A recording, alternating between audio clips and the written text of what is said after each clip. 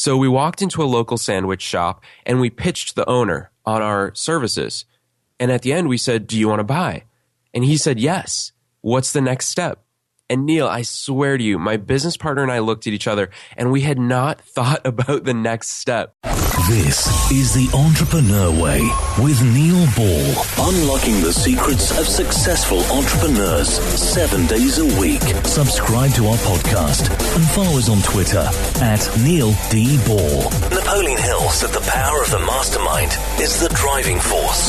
To discover how you can unlock the potential in your business using the power of a mastermind, go to mastermindunlimited.com. And now, here is your host, Neil Ball. Hello everybody, Neil Ball here. Thank you so much for joining me today on The Entrepreneur Way. The Entrepreneur Way is about the entrepreneur's journey, the vision, the mindset, the commitment, the sacrifice, failures and successes. I'm so excited to bring you our special guest today, Brian Lofrumento. But before I do, I have a little bit of trivia for you.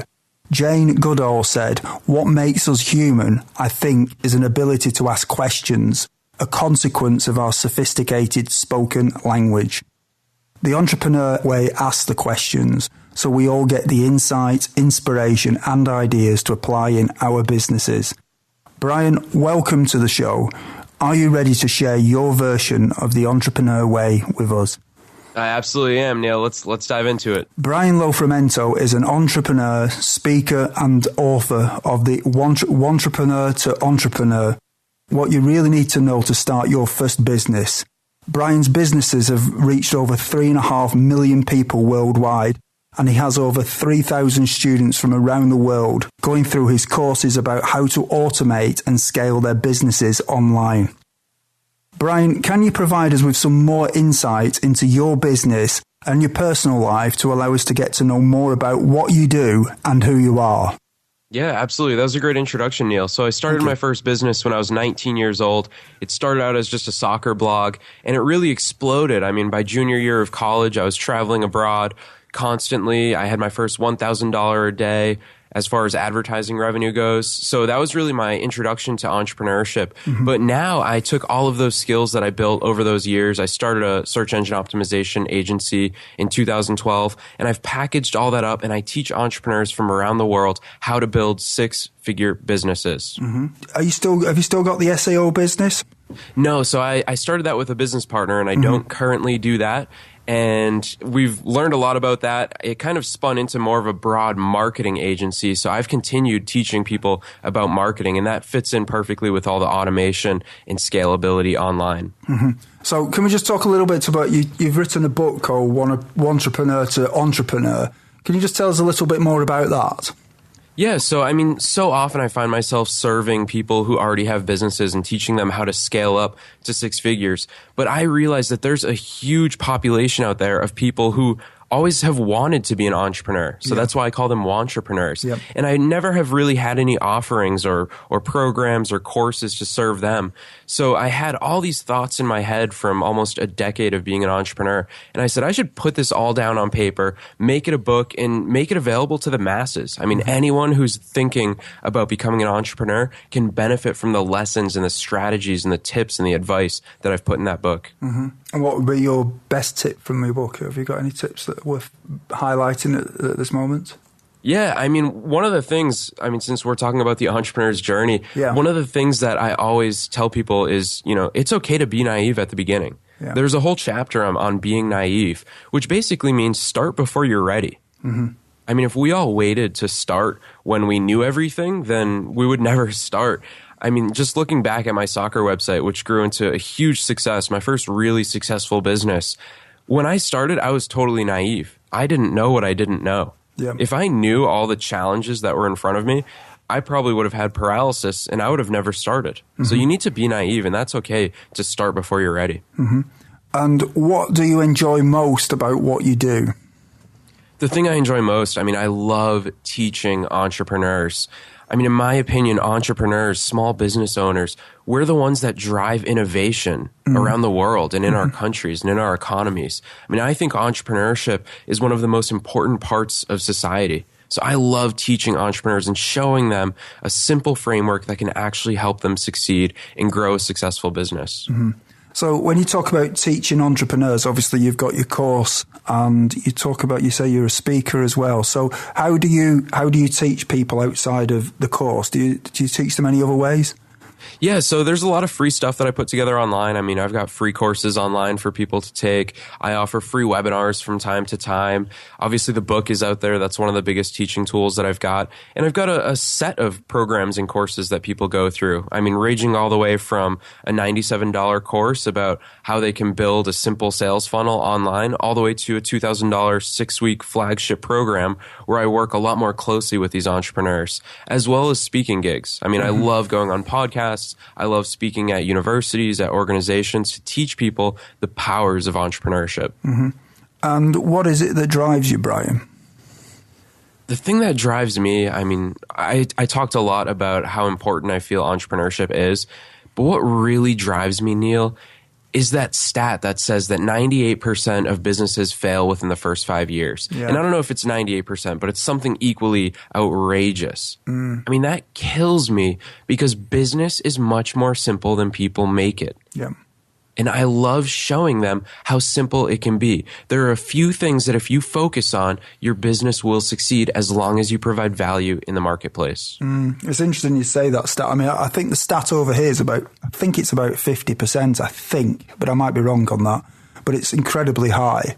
And I think there's a lesson to be learned there. I don't know if you've ever read the book, The E-Myth by Michael Gerber, but in there he actually describes and compares the difference between a typical small business and a franchise. And if you look at franchises typically are successful.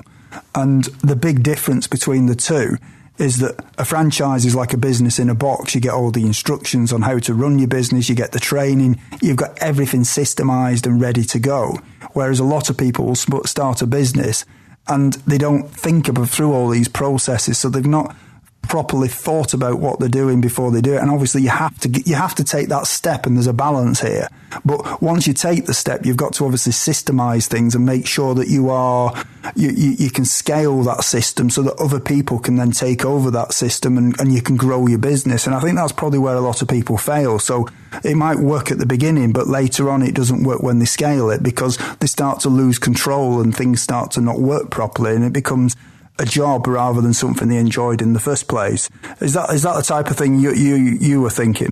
Yeah, no, that is spot on, Neil. I mean, if you could see me on the other side of this microphone, I was nodding my head the entire time because it's funny. I'll tell you a really quick story. Back in 2012, when I started my search engine optimization agency, my business partner and I, we wanted to see if this was a feasible business. So we walked into a local sandwich shop and we pitched the owner on our services. Yeah. And at the end, we said, "Do you want to buy?" And he said, "Yes." What's the next step? Yep. And Neil, I swear to you, my business partner and I looked at each other and we had not thought about the next step. We didn't plan for the yes. We had no systems in place. We didn't know what to tell the guy.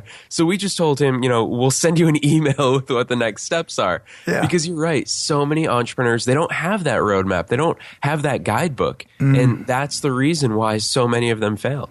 Yeah. And, another thing about the businesses, I think too many people think marketing is just one thing. And obviously it is in a business, but obviously you've got accounting and obviously depending on what type of business you have and how you provide the service, you've got all of that. But ultimately, marketing is pretty much everything in a business, because if you think about it, everything that you do affects the purpose of everything you do in a business is to serve your customers. So if anything is wrong in your business, even if it's not directly related to them, it's affecting your marketing of your business. So everything is marketing in your business. So it's so important that people realize that they need to think about everything and systemize everything and think about how the customer sees their business rather than how they think the customer wants to see their business, which is totally different. I read somewhere, instead of looking at your business from inside out, you've got to look from outside in. And that's a skill that a lot of people struggle with.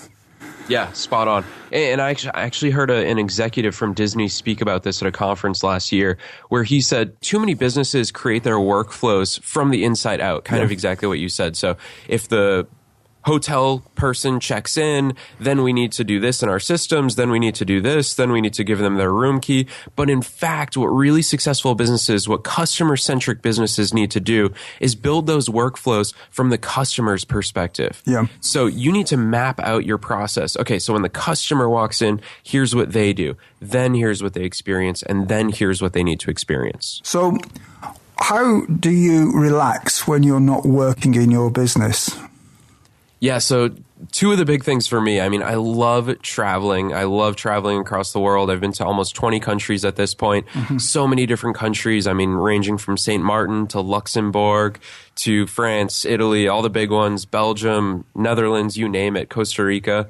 So traveling is huge for me, but also sports. I'm a sports fanatic. Neil and I, you and I joked before we started this interview, I've been to England countless times to watch soccer games. I'm a huge soccer supporter. I love Manchester United. So sports and travel are really two big things for me.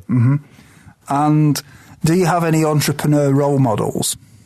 Yeah, certainly. So, I mean, Russell Brunson has been a huge impact on me. And if people aren't familiar with Russell Brunson, he's one of the best marketers in the world. And when Neil talked about marketing is really what business is all about, I mean, I joke around with people when they ask me, what do I do? And I don't feel like going in depth. I just tell them I'm a marketer because all entrepreneurs are marketers. And there are few marketers in the world as good as Russell Brunson. And Brian, what I'd like to do is now I'd like to talk about the time before you were an entrepreneur. So what difficulties did you have to overcome when you started your business?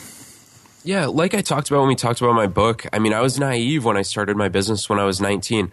I had no clue how to create a website. I had no clue how to attract advertisers or grow traffic to a website. So there were all these things that I just literally didn't know about. And how did you learn about that? Well, I mean, the nature of the internet today, anyone can learn about anything. I mean, if you hop on YouTube or Google, Neil, when I started my website, I was Googling everything. I learned inch by inch, day by day about what I needed to.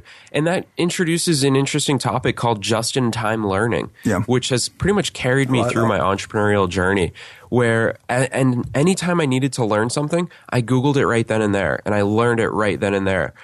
Far too many entrepreneurs fall into the trap of learning about a million things, but they don't need it right then and there.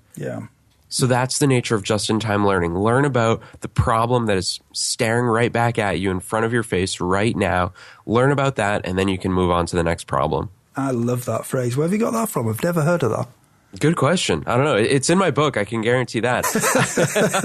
I don't know where I originally heard it, though. Did you have any doubts that delayed you starting your business? No, and that's the benefit of being naive. I mean, if I knew then what I knew now, I would doubt myself so much. I mean, I would say you're never going to grow an audience of 1 million readers a month. You're never going to have $1,000 a day in advertising revenue. So totally, I would have had doubts, but because I was so naive, because I just jumped right in, none of those doubts had time to even surface. And what mistakes did you make that slowed your journey? I'd say the biggest mistake, and it's also one of the biggest pieces of advice that I give new entrepreneurs, is that I didn't grow my email list. I mean, I was just kind of counting on the fact that people would find my website and then they'd remember to keep coming back. Which in hindsight, it's kind of silly that I was playing a risky game assuming that they would come back to my website when in fact I should have been giving them something of value away for free. Maybe run a contest and give away free tickets to a game, something like that, to grow my email list so that I could keep a direct line of communication with my website visitors. And what are some of the things that you did before you started your business that would be helpful tips for some of the listeners who haven't taken the first step on the entrepreneur way? Well, someone who hasn't taken the first step, my best advice is always just start. I mean, be naive, just start. Like literally, if you're going to wait until you're ready, then you're going to be waiting all your life. But one of the big things that I did before I started my journey was I emailed everybody that people would have called my competition, and I introduced myself. And I said, hey, so-and-so, I'm Brian. I just started premiershiptalk.com. I want to get on the phone with you and hear about how your soccer website works. Where do you get your advertisers? How do you make money? All of that. And it's kind of silly because, business school and society teaches us about competition. But in fact, there's really no such thing as competition. I mean, in the entrepreneurial world, you can reach out to anybody, ask them any question, and I guarantee they're willing to help. So I just did that. I got rid of the notion of competition and reached out to all of them. Mm-hmm. And you got a good response back from them, did you? Yeah, I mean, most of them. I mean, of course, there's going to be no's here and there, but that really comes down to an abundance mindset versus a scarcity mindset. So anyone who has an abundance mindset that thinks that money is abundant in this world and readers are abundant and customers are abundant, those people are the successful ones, and they're the ones that are going to be willing to help because they know that by helping you, it doesn't mean you're going to take readers from them. Mm-hmm. I mean, there's enough room in the world and in the marketplace for everyone to succeed. So it was the people with the abundant mindset that really helped out. The ones with the scarcity mindset that had the competition blinders on, they never responded or they responded negatively, but I never even let that factor into my thoughts. Yeah, I think it's naivety actually, because if you think about it, you probably go on several different websites in different things that you're interested in. So for them to think that people only come to their website is just it's actually total naivety on their part, I think, with that. So it's interesting you say that. Brian, what I'd like to do now is talk about your entrepreneurial journey. And the first thing I'd like to talk about is culture. Do you think culture is important from the beginning in a business? Yeah, absolutely. I mean, and I define culture a lot as like habits, things that you do every single day. Yeah. And I think the habits that you form at the beginning are going to carry through your entire entrepreneurial journey. So if at the beginning you decide, oh, such and such graphic is not important, or, oh, I could just put this out there, nobody's ever going to see it. If you have that attitude in the beginning, then that's going to carry through. Yeah. So I totally think that's important from the beginning because you're setting the foundation, the groundwork for all of your future success. Mm-hmm. And knowing what you know now, is there anything that if you'd known it when you started out would have helped you to shortcut the learning curve? Yeah, I'd say one of the big things for me is design. Yeah. I mean, at the beginning, I didn't pay much attention to design. And what I know now is that simple, elegant design can really elevate your brand. Mm-hmm. So if I had known more about that when I first started my soccer website, then my growth would have been far more exponential from the beginning, because when people landed on my website, they would have noticed all the little design elements that were excellent, that stood out from the competition. So I would say design, focus on that, focus on how your brand presents itself and what people are going to think when they see your business and see your brand. And how much does gut feeling influence your decisions in your business? Ooh, I love that question, Neil, because I'm of the belief that my gut feeling, I mean, it's not even a question of gut feeling for me, because when I have a thought in my mind of, oh, I wonder if this will work, I just do it. Mm-hmm. And Neil, that kind of goes to one of the biggest points of entrepreneurship, that failing literally, it's a learning opportunity. I mean, so many people say it and it sounds like a cliche, but until you embrace that and you say, let me try this, let's just see if it works. My gut says it might work. Let's try it. If it works, then great. If it doesn't work, try something else. I mean, as entrepreneurs, we have that liberty to just keep doing new things. So gut feeling influences my decisions because I just go for anything that I think of. Yes, I've not really thought of it like that, but thinking about it, if you think in a business, when you have a business that's running and it's successful, you're always testing things and trying things and you're always making mistakes. And yet people who are just setting out think they can't make a mistake. They don't want to make a mistake because of what other people might think of them or how it makes them look. And really, you just got to get that out of your mind, because the truth is that you never get anywhere if you're not prepared to make mistakes, because success only comes with being prepared to make mistakes. So I totally buy into what you're saying there. Life is made of constant change, whether we like it or not. And many people say that the only constant in life is change. So how do you keep up with change? One of the big things for me, I mean, I'm involved in so many Facebook groups with fellow entrepreneurs, not just from my industry, but all other sorts of industries. I mean, I'm in Facebook groups with real estate agents, with lawyers, with accountants, because I like to see what's working and what's not working in their own businesses. Yeah. I mean, the world is constantly changing. And if you can take what works in another industry and apply it to your own, you're going to have a unique innovation there that will really help you succeed in your own industry. So I love Facebook groups. I mean, there are so many active Facebook groups out there. If you search for Facebook group on copywriting, I mean, you could be in a group with people who want to learn more about how to write marketing copy in their business. So you could search for Facebook groups on anything. Yeah, that point you made about sort of getting ideas from other industries is a great idea, because I think quite often what people do in business is they will keep the mind on the sector that they're in or the industry that they're in. So they only see things the way that people do things in that industry, or they'll look at the competition and think, well, that's the way I have to do it, so I'll copy what they're doing. But the fact is, there are some great ideas that have been applied or thought of in other businesses. And when you take those ideas and bring them into your industry, it does create true innovation, as you say. So I like that. And what is your favourite book on entrepreneurialism, business, personal development, leadership, or motivation? And can you tell us why you have chosen it? Yeah, this is the easiest question you've asked all day today, Neil. Because for me, give you an easy one. Yeah, there's one standout book for me, and that's Poke the Box by Seth Godin. Oh, yeah. I've read that book so many times because it continues to inspire me. Seth Godin in Poke the Box basically just says kind of what we talked about a couple of minutes ago.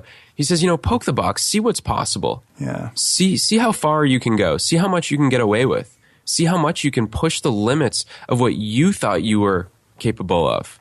See how much you can push the limits of what society thought you were capable of. So I love Poke the Box. Sounds great. And have you actually applied that in your business? Yeah, absolutely. And it goes with what we talked about, just experimenting. One of the big things, and this is where I think Poke the Box impacted me, is that when a lot of people always debate about, how much should I price my product or service? How much should I charge people? Well, I don't have those thoughts, because I just go for it. I mean, for example, when I was publishing my book, I didn't know how much I should price my book. And everyone told me, oh, so-and-so is pricing it like this. So-and-so is pricing it like this. I just picked a random number. I saw if it worked, and I knew that I would adjust it if I needed to. Yeah, adjust as you go. You have all that. You have all the opportunity to experiment and change things as much as you want. You don't need a boss's permission when you're an entrepreneur. You don't need society's permission. You can do whatever it is that you want as long as you're willing to poke the box. That's great advice. Everyone, when you have a busy life, listening to audiobooks is a great way to expand your knowledge in the time that you may be doing other things, such as driving or when you are at the gym. We have a special offer for all you of a free audiobook of your choosing. To choose your free audiobook, go to freeaudiobookoffer.com. As long as you haven't already signed up, you will qualify. Brian, what I'd like to do now is fast forward a little bit and talk about possibilities of the future. So, what one thing would you do with your business if you knew that you could not fail? It's a funny question from you, Neil, because I've had this thought in my head for quite some time now, and I've always wanted to experiment with the pay what you want model. Yeah. So for example, so many of my programs and courses are priced towards the upper end of the market, the people who already have successful businesses. So like my $2,000 6-week program, for example, I've always wondered what would happen if I just, instead of charging $2,000, I said, pay what you want. Because that would allow me to service a whole new segment of the market that's not necessarily willing or capable to pay $2,000 for that program. So that's one thing. I mean, I don't know. Would it mean that I would fail because I can't pay my bills all of a sudden because people are going to pay me $10 for this? I mean, I don't know. So that's one of those things that I would love to try. I think it would be an interesting psychological study, pricing study, marketing study. Yeah. I think it would be really interesting. Yeah, it's interesting though. I mean, if you look at people like Wikipedia, I mean, obviously they work on the basis of people giving them donations, and quite a lot of WordPress plugins work like that, don't they? So somehow you'd sort of, if you were suggesting that people pay what they want rather than a donation, maybe it'd work. Who knows? There's definitely a psychological thing in it. I know over Christmas somebody sent me an offer of a pile of free stuff, and I could have it all for free, or I could pay for, I had a few options of either paying an amount of money or not paying for it, or it was a weird thing, and it psychologically completely screwed my mind, because I thought to myself, am I going to pay for this at the end of it? I had to ask myself that question, and in the end I decided not to take it because I thought, I'm not going to want to pay for this, so I can't take it for free, and I didn't do it. Yeah, which I just thought was weird. I thought, what's going on in my mind here? What's wrong with me? Yeah, and psychologists would tell us, about the whole reciprocity thing where if I gave you a lollipop or something equally small, as long as I give you something or maybe I mailed you a free book, in your head, you would feel like you owe me something. So then the next time, I post on Facebook, hey, does anyone have this? I really need this. You'd be willing because in the back of your head, you knew that I gave you something, and that reciprocity, you want to return the favor. That'll stick with you until you can give me something in return. Yeah, maybe it was Reading Influence by Robert Cialdini that did it. Maybe exactly. I was immune to this bribe that I was having put in front of me. So what skill, if you were excellent at it, would help you the most to double your business? To double my business, I would say it comes down probably to pay-per-click ads or Facebook ads. Right now, that's the quickest way to scale your business. And that's really what drives the majority of my business. But if I was the best in the world at Facebook ads, I could double 5x or 10x my business easily. Facebook ads is one of the big skills that people can really refine if they want to grow their businesses rapidly. Yeah. And in 5 years from now, if a well-known business publication was publishing an article on your business after talking to your customers and suppliers, what would you like it to say? I would love for it to say that based on my teachings, based on my products and programs and my books, I would love for it to say that I've produced at least 100 millionaires. That's a nice thought. That's what I work for every single day, Neil. Wow. We are now at the part of the show where you share your 3 golden nuggets. So the first one is, Brian, what is your favorite quote and how have you applied it?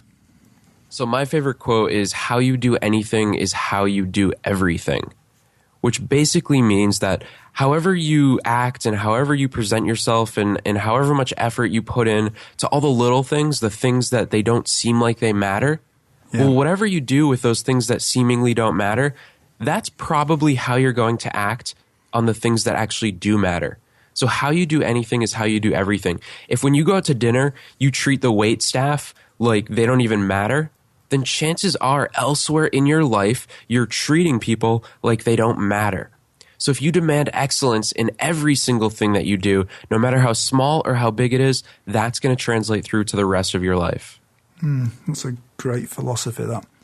And do you have any favorite online resources that you can share with us that would be useful to us?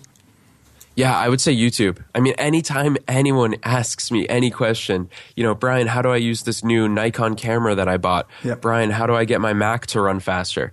Just go to YouTube. Okay. It sounds so simple, but we all forget the wealth of knowledge that's out there on YouTube. Every single minute, hours and hours of video are being uploaded to YouTube that are instructions that show you something that can make you laugh. YouTube is such an untapped resource. Mm-hmm. And what is your best advice to other entrepreneurs? My best advice is just ignore all of the boundaries that you have built in your own head. Ignore all the reasons why you think it won't work and just try it. Just give it a go. And I always tell entrepreneurs, figure out what your goals are. If you want to make $100,000 this year, that's okay. That's a fine goal. But then I ask, what are you doing every single day to get you closer to that goal? Wake up every single day and do something to get you closer to that goal. Mm-hmm. That's good advice. Everyone, if you didn't manage to get a note of Brian's favourite resource or his favourite book, you can find the links on Brian's show notes page. Just go to theentrepreneurway.com and search for Brian or Brian Lofrumento in the search box. Brian, is there anything else that you'd like to add about your business?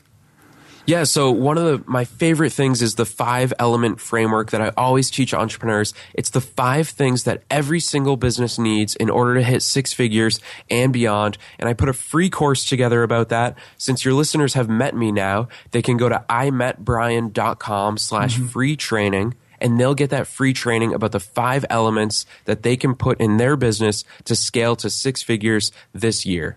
Absolutely fantastic. That's very good of you.